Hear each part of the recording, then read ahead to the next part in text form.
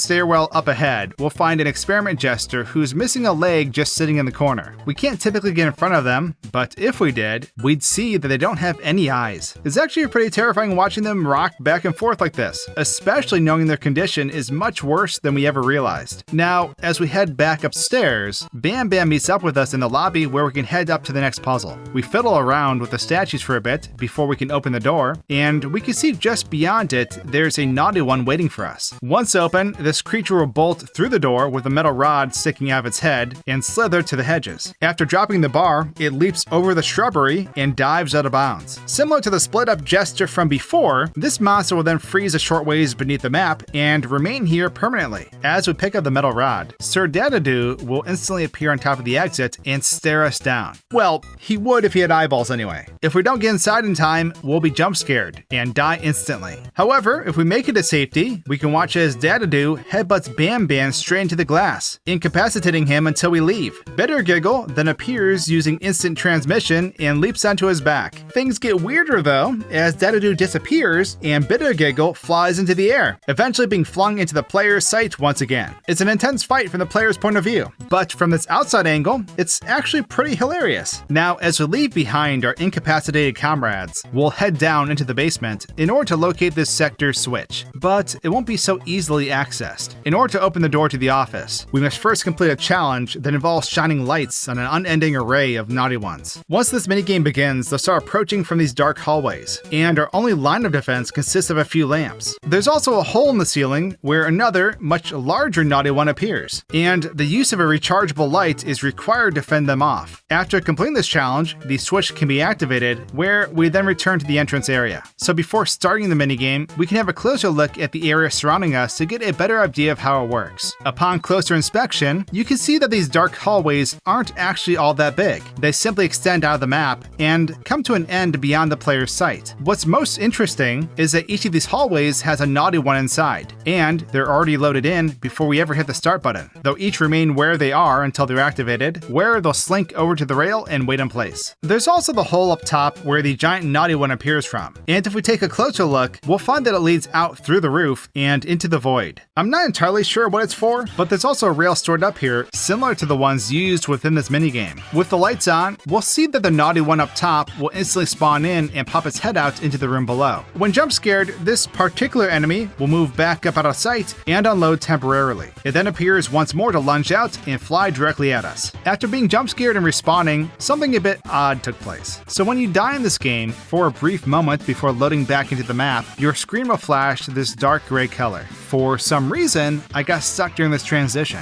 where I learned that it's really a completely separate room from the rest of the map. It's a small box without a ceiling that the player is placed in while the rest of the map generates around us. But instead, the game never moved me back into the actual map. So in order to continue, I had to reload my save completely. So as we head back to our DIY base camp, we'll find a few more characters hanging out here than before. After a brief conversation with Bam Bam, we'll have a talk with Stinger Flynn, where a short cutscene takes place. In this weird dreamscape, we're sitting at a bus stop with the rest of the gang as we wait for the bus to arrive. Stinger Flynn insists on getting to the beach, but Bam Bam is intent on giving up. And as things start to heat up, Captain Fiddles is kidnapped by the following bus. Nab Nab then gets hit in the road, only for the rest of us to get clobbered directly after.